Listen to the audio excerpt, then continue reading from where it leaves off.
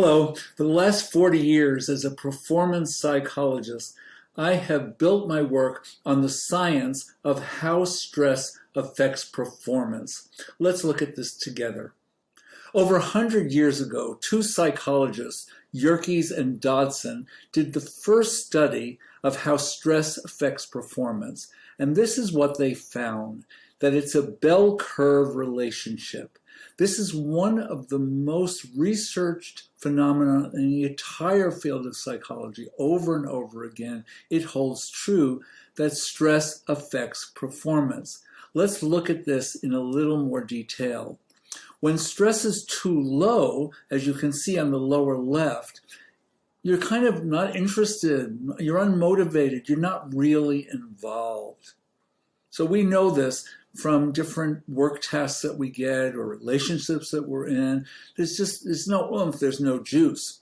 Now, when stress is too high, the other side of the graph, we have ineffective problem solving.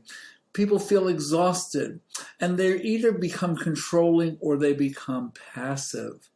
So those are the two tails of how stress affects performance. Either too high or too low, performance goes down. Let's spend a little time looking at the middle part. Yerkes and Dodson made a major contribution in this study of how stress affects performance. One of the most important findings here is that we need a certain amount of stress to perform at our best. When there's just the right amount of stress, just enough stress, that's when you perform at your best. That's when you're inspired, when you're creative, when there's good teamwork. This is the optimal level of stress. I was once on an airplane and somebody said to me, sitting next to me, said, "The absence of stress is death." And I thought, well, how do you know? And also, we can't be without stress because it's part of what juices us up to do our best, but we need to be just at the right amount. Knowing how stress affects your performance can be helpful whether you are a CEO, whether you're an Olympic athlete, a dentist, a parent, or a person taking a test.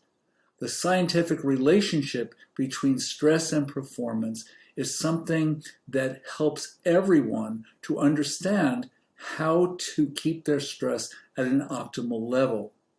Yerkes and Dodson, the two psychologists who first studied how stress affects performance at the beginning of the 20th century, made a major contribution to the fields of psychology and performance because their findings that it's a bell curve relationship have been influential for over 100 years. And it's the science on which my work is based. Too little stress, unmotivated, uninvolved, could care less. Too much stress, freaked out. Just the right amount of stress puts you in the place of the zone. Stress affects performance. And if you want to get into the zone, you have to be just at the right amount of stress. What's important here to know is that your optimal level of stress is different from your kids or your partner or your boss, the person working next to you, or your friend. Get to learn your optimal level of stress. You can get in the zone. This is where I work. Be your best. How to get into the zone.